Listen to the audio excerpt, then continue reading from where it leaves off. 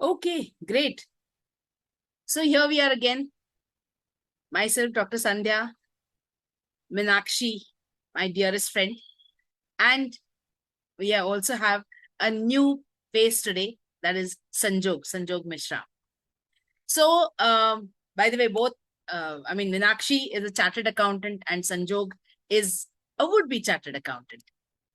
So, in the last, what we have tried to say is we are so used on focusing on the external landscape that we forget that what we need to focus is our minds. That's what when we said unfocus, that is, do not give too much importance to what is not within your control and focus more on your internal landscape.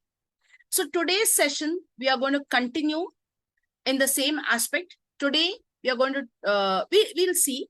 I'll just start sharing the slides. So here we are, the spectator versus the actor. Now, what exactly I'm trying to say over here? Well, an actor who is supposed to be an expert in acting in the current moment, who's supposed to know it all. The actor is so focused on giving that perfect shot so that he or she is appreciated by the audience. The actor fails to see what is happening around. As against that, if you look at somebody who's focused on the spectator, yes, I may be perfect with my dialogue, but what is it that my audience wants? So while I have memorized my dialogue, while I have perfected my acting, I am still open to changing myself, to adapting my act to what is happening currently. Let's see this through a video. As you can see over here, this is of course a scene from a famous Hollywood movie. Now here you have Tom Hanks, the actor, who's going through a crisis, who's contemplating jumping on the track, who's contemplating. And here there's another person who's also going through a disturbing situation. He is also contemplating ending his life. Now see what happens.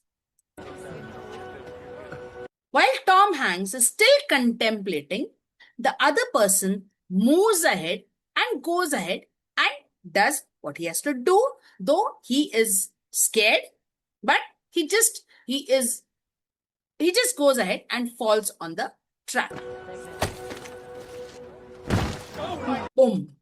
He's just fallen there. And look at the audience. The people on the track are initially, of course, stunned by what is happening. But look how they react. Quickly, the cameras start coming. Come on, they're recording. Here there's a person fallen on the track. And what are they doing? They're recording because they're so involved in the current act. They are going by the thrill. They forget for a moment that somebody is about to die. That moment, that excitement, rather than looking at it as a spectator that, oh, this person is going to die, we need to do something to save him. They're rather engrossed in trying to capture that moment, trying to be a part of that act, because the actor in them wants to show to the world that, oh, we were here. And you know what? This is what, see how perfect our shot is. So that is what they are worried, and they continue to ride. Here there's Tom Hanks. He, instead of being an actor, he chooses to be a spectator. While some moments back, he was totally disturbed. He was going through a personal crisis where he was contemplating ending his life. Seeing one other person on the track, he immediately, after that 10 seconds, he quickly shakes out of his situation and tries to jump to do whatever he can to save the person. He doesn't try to shout at other people, hey, what are you doing? Why are your cameras on? Why don't you just go ahead and help the person? There were others who were screaming, oh, help. But what does he do? He doesn't scream for help. He chooses to quickly jump because he realizes this is not the time when I can depend upon others or I can waste time to tell others to help. Rather, I need to do just something because it is absolutely critical. So he has understood the crisis. And he comes down first is the process. He doesn't just try to lift the person. He first tries to see if the person is okay, because accordingly he can take the next step. Can you move? Can you move? And You gotta move! Come on! You gotta get up! And he, Will somebody help me? that's it. While he's screaming for somebody to come and help him, see, most of the people are still in the actor mode. Most of the people are still recording. Luckily, thankfully, there's somebody who has pulled the man up. But look at the situation. The people are still busy clicking the photos and they forget that Tom Hanks is still on the track. And they're busy recording.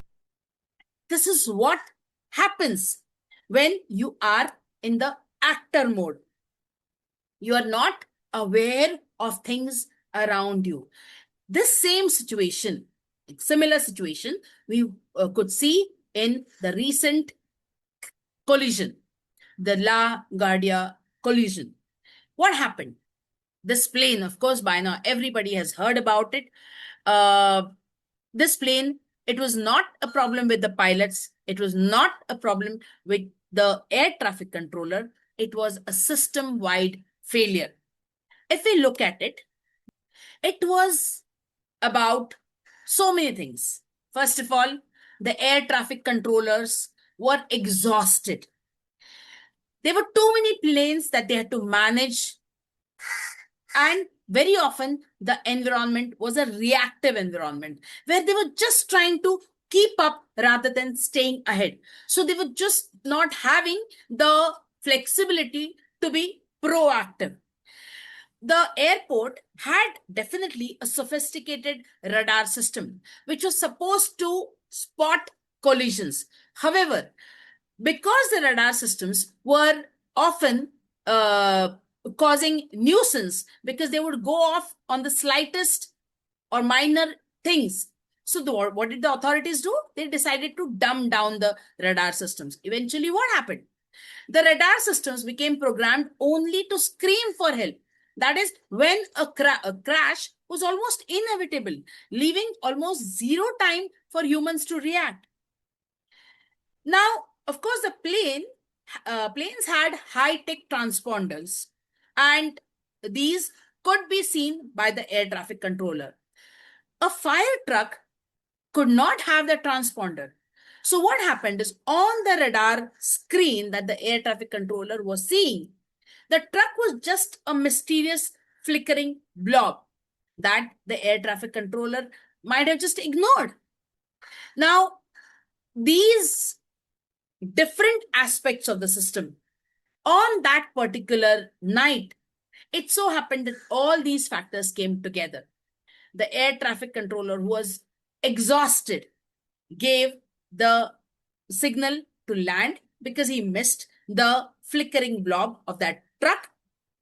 And the truck, which was cleared, happened to come right in front of the plane that was landing. The pilots, yes, when they saw the truck. Now, what happens when they saw the truck? The pilots could choose to be in the actors mode, or the pilots could choose to be in the spectators mode. As an actor, what would have happened? The kind of dialogues that would have gone in the pilot's mind would have been something like, "Oh, why is the truck over here? Oh, we are going to die. Our career is over. This is a system failure and I have nothing to do with it. Oh, we had complained so many times to the authorities. Now look." So what is it? What is the outcome? High anxiety, tunnel vision, and a lot of fragility because it's almost breakdown. As against that, what did the pilots do? They chose to become the spectators. Spectators where they knew that, okay, the system has failed. In 10 seconds, they analyzed the situation. They realized that the system had failed, but the crash had not yet happened. The most important thing, the crash had not yet happened. This can only happen if you're a spectator. So you're aware of what is yet to happen and what cannot be stopped. They knew that the system had failed, that could not be stopped, but they knew that the crash has not yet happened. They did not know how many people could be saved or not, but they knew that right now everybody was still alive. Right now, the plane had still not crashed into that truck. They knew that they still had control of the throttle. So while certain variables had changed, they knew that right now they still had the ability to take decisions, to make certain intelligent moves. They didn't waste time in negative thoughts. This comes, this outcome, the result of all this is the result of a person adopting a spectator's role leads comes from high clarity, high response ability, that is ability to respond, and high resilience. And that is what the brave pilots did. Uh, they tried to take the plane on the reverse. Eventually, the cockpit got smashed very badly. Sadly, both the pilots lost their life. There were definitely people who were injured, but every passenger on that plane was saved, which was definitely a miracle. This is what is implied or taught to us in Bhagavad Gita's Shloka 2.48, where it talks about focus on your work, focus, the result will come. The mastery of the result will happen, but don't focus on the result. Focus on your work. Now, let's look at the shloka. Yoga saha kuru karmani, sangam tyaktva dhananjaya, siddhya siddhyoha, samo bhutva, samatvam yoga uchyate. What does it mean? Here there is a paradox. What it says is work with 100% intensity, but keep zero attachment to the scorecard, to the result. I call this as passionate detachment. That is, work passionately, whatever you're doing. After that, just let go of the result. Result will happen on its own. Do not focus on the result. That is what the Shloka 2.48 means. That is what the pilots also did. They did not focus on, oh, will the plane crash? Oh, will anybody be saved? They just said, right now, what is in my hand? My hand is the throttle. I need to do whatever best I can to take take control of the situation. Okay, so the logic over here is that you have, when you're focusing all your energy on the task, you're preventing the energy leakage. We talked about this in the last video also. You're preventing the energy leakage by resisting questions like, what if? What will people think? What will the world think? Or what will be the outcome of this? Right? Over to you, Meenakshi. Thank you, Dr. Sandhya. So, in the last session, what we saw is Arjun is overwhelmed. He drops his bow, his mind is confused, and he says, I cannot do this. But now, Krishna does not change the battlefield. He changes Arjun's understanding. We saw confusion. Today, we explore clarity, not by changing life, but by changing how we see it, how we perceive it. Just like Arjun, we all face moments where the mind takes over. The problem is not the situation, the problem is identification with the mind. We see that this is the breaking point, but if we perceive it as a turning point, the true wisdom begins. So, this is the central teaching of today. You are not your thoughts, your emotions, or your roles. You are the one who is observing them.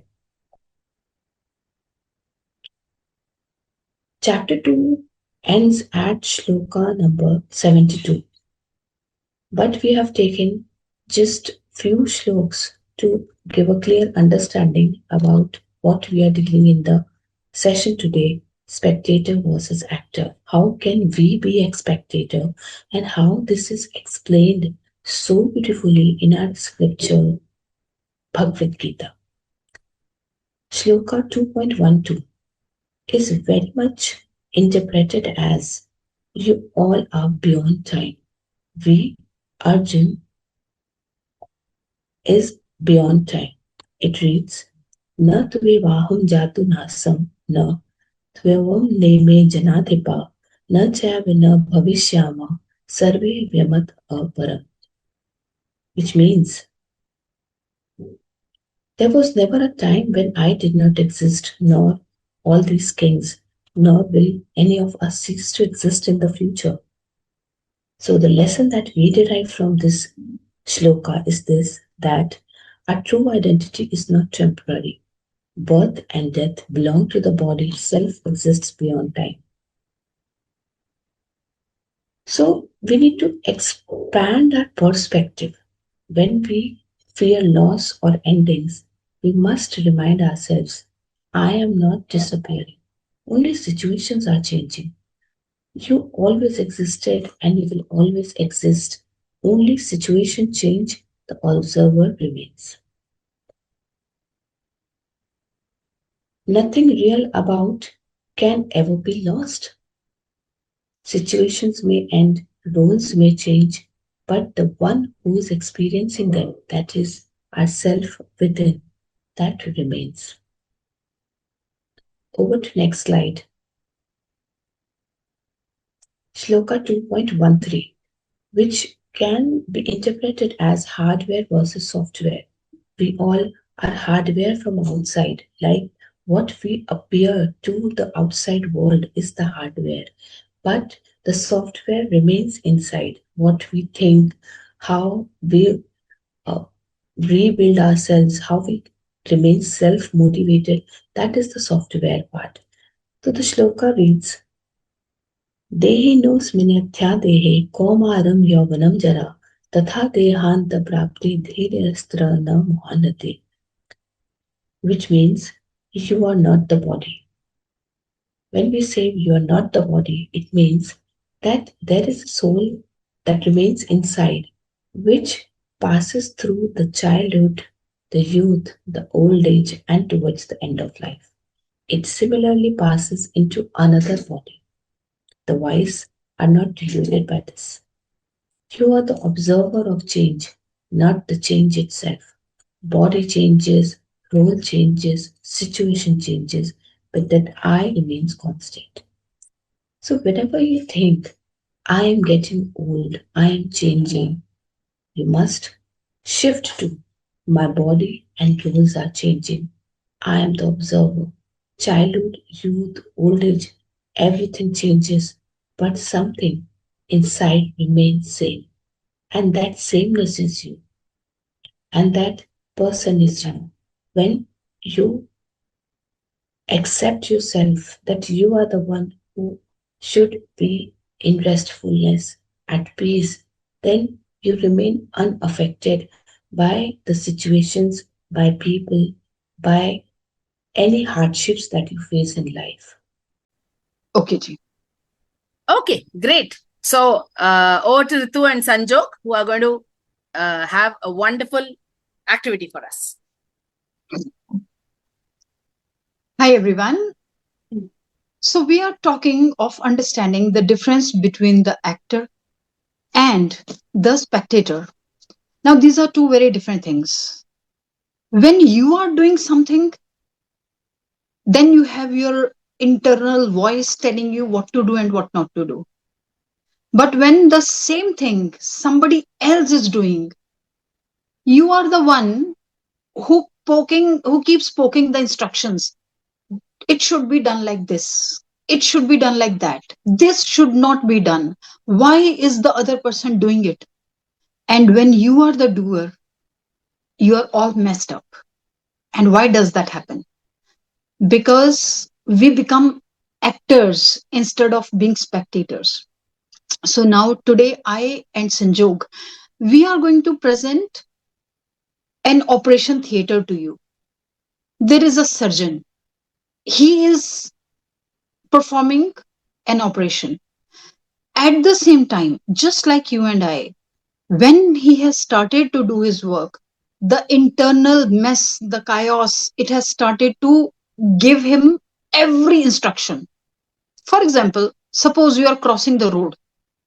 There is plenty of traffic on both the sides, left to right also. I'm sorry, right to left also and left to right also. So instead of waiting at the pedestrian for your signal, what do? You keep guessing. Oh, he's driving very fast. He may hit into me, or this person is very slow. Why is the person in front of me not budging? Why is he or she taking such a long time? Right?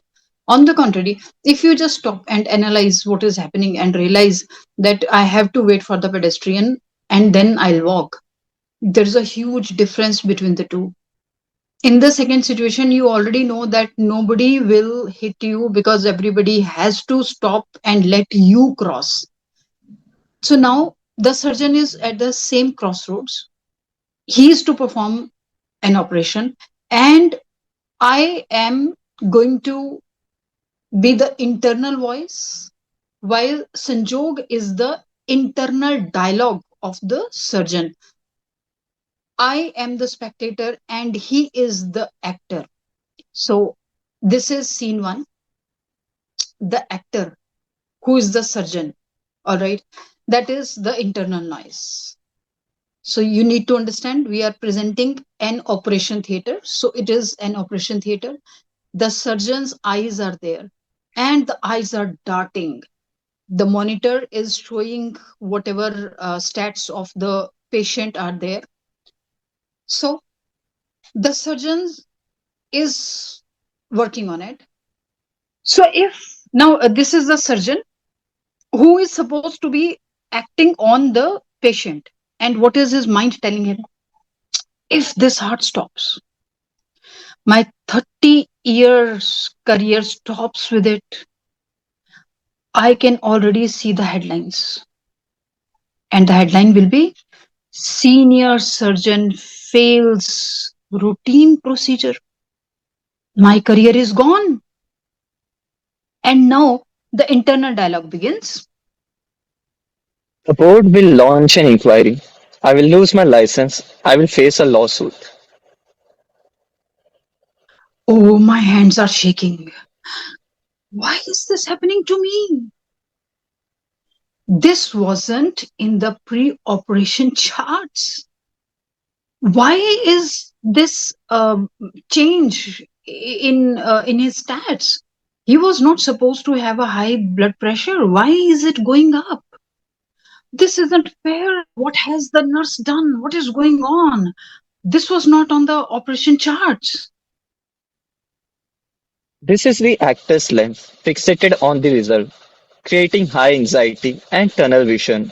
They are trying to act on a result they can only watch. So that was the scene to understand that where he was supposed to be spectator and watching things, the internal dialogue has taken over, and the insight that he was supposed to use as a weapon, it has gone haywire. So now the second phase of the same situation is now he is becoming a little spectator and he's trying to master it. The surgeon closes his eyes for 1 second. The background noises now are now fading away because the stats are changing. All right. And he tries to refocus on the patient and his condition with a little clinical precision. At times, we tend to forget what we are. We focus on the past experiences. We focus on what will the people say. We focus on, oh my God, somebody is driving very fast. So we need to stop that. We need to become the spectators of our own self. We need to focus. So at this point of time, the surgeon gets away from everything else and he refocuses on the clinical precision. And what is the surgeon's insight on this? Oh, the variables have changed. The monitor says the pressure is 60 by 40. That is the only reality I need to navigate on from right now. So these are the stats, and I'll have to change my procedure a little. And then, Ignore the ghost of the reputation. Focus 100% on the next stage. The needle must move exactly 3 millimeters to the left. Execute now. so this is what we all should be doing. Let us understand. See, life is changing all the time, it is volatile. Our plans do not go the way they should go. Fine. So now the surgeon is focusing again. I am not the doer saving a life. I am a clear, undistorted channel for the protocol to flow through. And This is the Spectator's lens, fixated on the process, leading to high clarity and responsibility. well, with that, you have a clear focus, you have a clear understanding of your work, and then you take off in a way that you will achieve the goal. So then, what happens next? The leadership takeaway is transition to a high conflict boardroom or a messy audit scenario, whatever can be happening. You need to understand that instead of being the actor and reacting to what is happening, you need to focus, you need to understand what is the latest situation, just like the LaGuardia pilots who had ignored the system wide failure to focus only on their immediate controls. They realized whatever is happening on the floor, whatever is there on the ground, they were, for some time, they just got over it and they understood what they should do. They ignored the PR crisis or the market fears. Fine. And that is the software mindset. Whatever you are doing, your project, your firm, even the household chores that we women do, it is just the hardware, these are the things that will not change. You are the software and you must change. Like in when you have a phone call from customer care, what do they say? Press 1 for language, for Hindi press 1, for English press 2, and do you want to book such and such thing, press 1. If you have a complaint, press 2. Software keeps changing, hardware does not change, your phone does not change, the device that you are using, it does not change. Everything around us is hardware. We are the software, the intelligence that persists across updates. The update is okay, do you want to change the language, press 9. So don't let the death of a project destroy your professional worth. If some hardware is not working, it's okay, you are the software, update yourself. And The result is a ghost. The process is the reality. Mastery begins when you stop trying to control the ghost and start perfecting the machine. well, that's all from our side. Over to you, Meenakshi. That was an amazing activity. We can see that whatever shlokas and whatever Lord Krishna is trying to explain in his scripture Bhagavad Gita is very much real in today's world. Even what we are doing, and if we accept that we are not the ultimate doer, when we accept that, we can remove the ego trap. So similarly, Sloka 2.19 reads, Ya yenam veti hantaram yaschanam manyate hatam ubhato na vijnani to nayam anti na anyate, which means one who thinks the self kills or is skilled does not understand the self neither acts nor is acted upon. So the deepest illusion of life is I am doing everything. Actions happen through body and nature. The self remains a witness. Let go of excessive guilt or excessive pride. When something goes wrong, utterly wrong, we are filled with guilt and we are stuck in life. We are not able to move forward. That is the time we need to accept that the ultimate doer is someone else, is the higher almighty. It's the higher energy. And when we drop this doership, we start taking self as witness. When I say I act sincerely, but I'm not the ultimate doer, I am dropping the doership. We think I did this, I failed. But Krishna says action happens, the self only witnesses.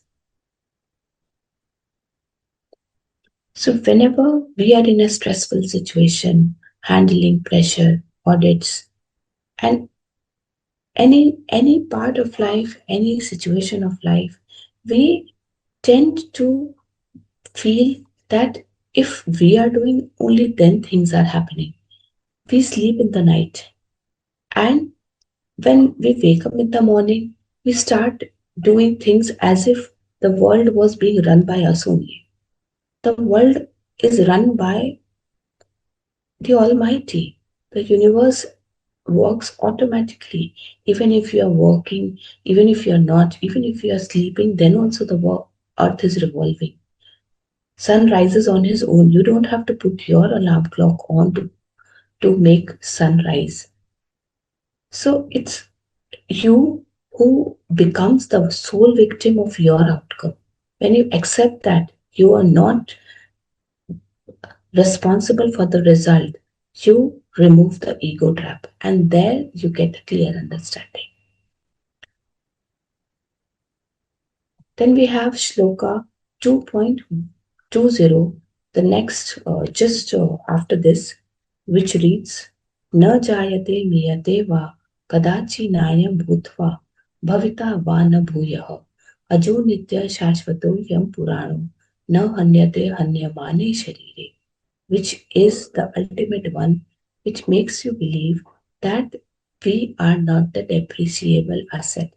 If we are not the body, we are eternal, we are not the doer, as in the previous shlokas we just learned, then we will not be shakeable. We have that unshakable belief within us. When we are not the depreciable asset, and there is an internal architecture that's building and destroying. If you are able to accept yourself as self, the self is never born or it never dies. It is an eternal thing. Nothing real about you can be destroyed. And when that reality is engrossed in your understanding, then what reduces the fear of death, the insecurity and attachment. And when this fear of death is gone, other fears also follow. Because this is the biggest fear in life, fear of death. We all know that if we have won this fear, then we are not afraid of any person, situation, or outcomes. We don't have any insecurity because things are not in our hand. Just live the day, do your task, move ahead. And when you're not attached to the result, attached to people, attached to anything, then also you have a clear, free life, free mindset to live further in difficult moments. How you can apply this shloka in your difficult moments? This situation can affect my life, but not my true self. I am affected, my life is affected, my people are affected, but my true self remains unaffected. When we are not born, not dying, not changing, this is your real identity. And this understanding removes fear. This understanding removes fear. And when the fear is removed, then ultimately your action becomes calm, clear, and balanced. Understanding who you are changes how you live. Shloka 2.21 reads Veda Vina Shinam Nityam Ya Yena Maya Vayam Katham Sa Purusha Partha Kam Ghata Yati Hantikam, which means that one who knows the self is indestructible, eternal, unborn, does not get confused about action or reaction. He knows how things work, so he just plays his part. Right understanding changes how you act. When you realize you're not the body, you're not the doer, then fear reduces, reaction reduces, clarity increases, and when you act with calmness, peace, responsibility, and detachment, you are able to handle things better. When your core is safe, your mindset is clear, neither you are killed nor you are killing anyone. Like when we enter in any kind of argument, then we are not killing the other person, or when somebody criticizes us or says anything, gives a positive feedback towards us, we should learn to accept that somebody is not killing us, even if it is affecting us, because we are not able to accept any negative comments on us, then it's happening. When is the time when fear disappears and there is nothing left to lose. You act with clarity and not desperation. What will happen? You are not ruling the world, you are not ruling the things. Now it's a time for final integration. We learned 5 different shlokas from chapter 2 from Bhagavad Gita: 2.12, 13, 19, 20, and 21. 2.12, it's you're not limited by time, means you're beyond time. 2.213 says you're not the body. 19 says you're not the doer. 20 says you are eternal. And 21 says when you realize this, you act with peace. So when these shlokas, see in chapter 2 ends at shloka number 72. We have taken just 5 shlokas. If you want a clear understanding, you can go and refer to the complete scripture, Bhagavad Gita, and you will find that step by step Krishna has explained this. Chapter 1 was about Arjuna's expression of his dilemma and confusion.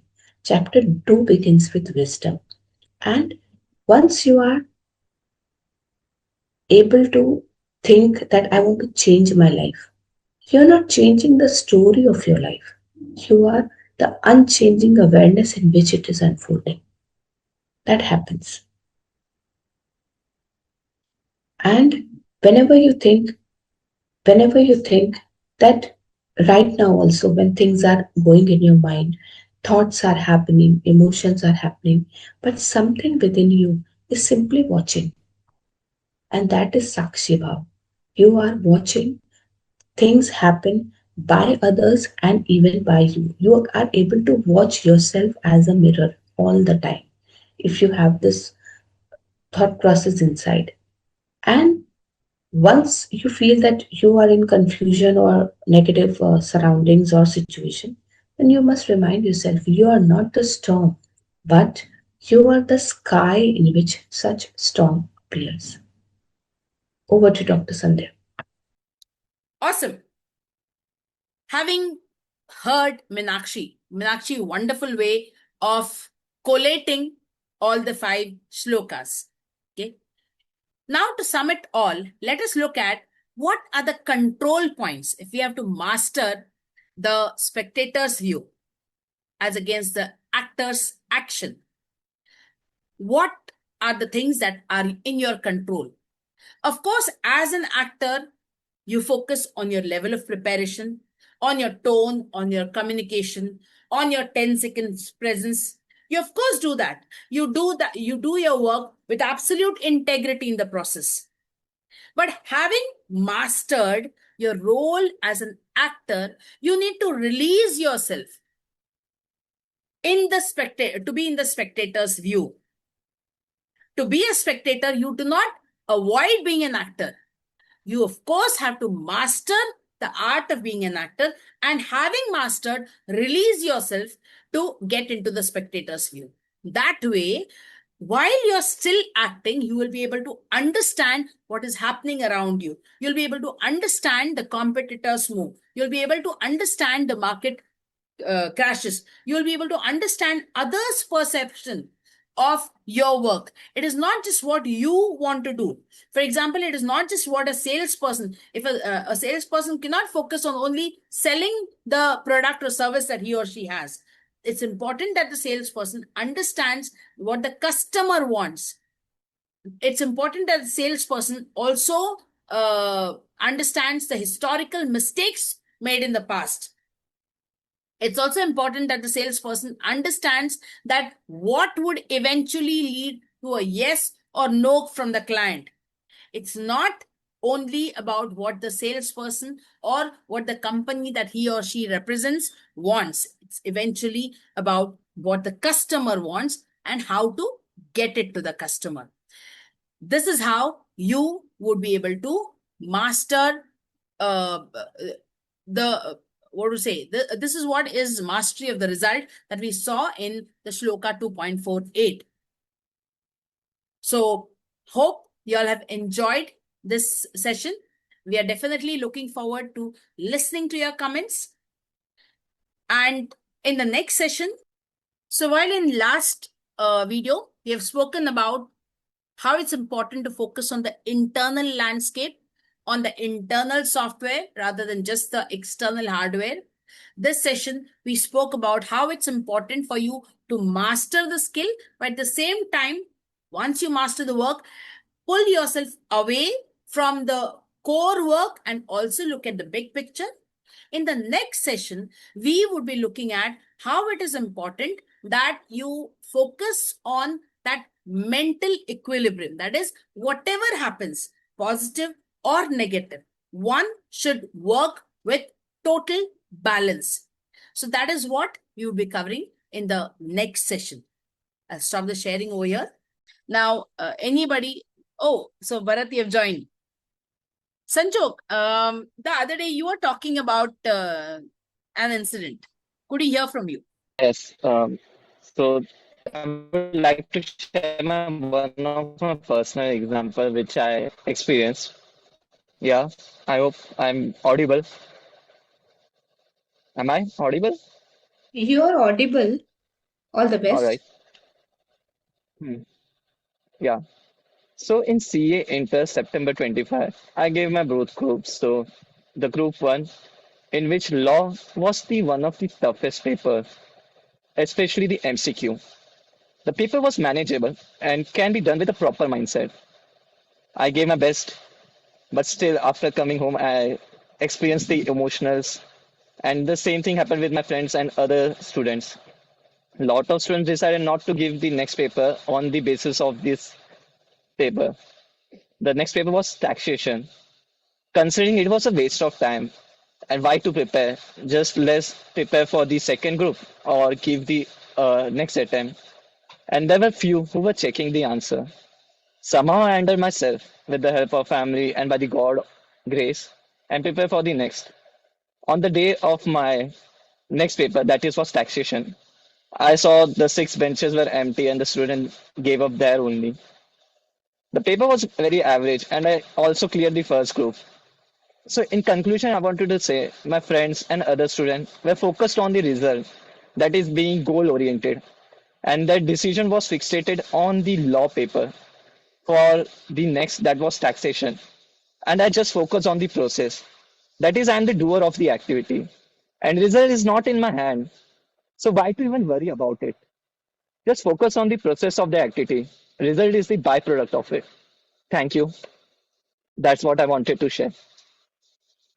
Bharat, do you have anything to share? Yeah.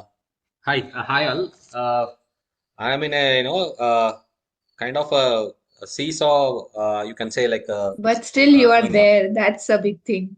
Yes, Yeah, yeah. yes. Thanks for your, like support as well. Like all the well wishers who kept on, like giving positive notes. So that gives the confidence. That gives the fillip, what exactly you're facing. Sometimes like you kind of like lost or like you almost like broke down, according to the situation you're facing in. The Hmm. tenacity comes only like when people give some good words and they keep on telling about no, nothing's gonna happen. So that gives the energy, and there you go. I'm feeling much more better, and like I'm able to like overcome this whatever which I was facing. And great to see you all. My apologies, like I couldn't like continue it. So, Oh, Bharat, you please are a take it easy. spectator right now Please take. because knowingly, whatever is happening at your end, knowing that your brother is not doing well, in spite of that, you took yourself out of the situation. And as a spectator, you made a point to also attend this call. A live example, right? Yeah, thanks a lot. Thanks a lot. We have lots of doers here. So, like, Yes. there you go. I'm being the spectator then. Yes, yes, yes. And Okay, then carry on. Thank you. yeah, thank you. Thank you so much, Bharat, for joining. And I think we are reaching the end of our time limit also. So it was, I know this time all of us struggled to make this, but I think let's hope, uh, let's hope that people find whatever we have discussed over here, people find it interesting. People learn from this. That is the sincere intention. So, and yes, we are prepared to hear the comments. We are open to suggestions. So let's do stay connected with us for the next video. So all the very best to all of you, and all the very best to us too. Thank you so much, Thank Meenakshi. you. Thank you, Sanju. Same to you. Thank you, Thank you. Ritu. And thank you, Bharat. Thank you, all those who are with us in this journey.